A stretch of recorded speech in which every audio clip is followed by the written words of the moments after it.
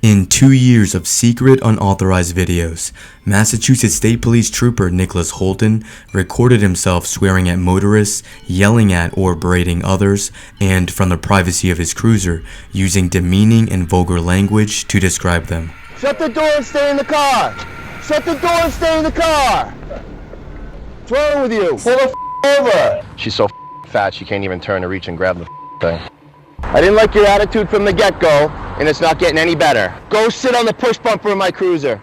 She's a That morning, Officer Holden was speaking to his attorney for the troopers union. He let it slip somehow in casual conversation along the line referencing the video. He basically gave Trooper Holden the option of either informing the DA or Attorney Benoit would inform the DA.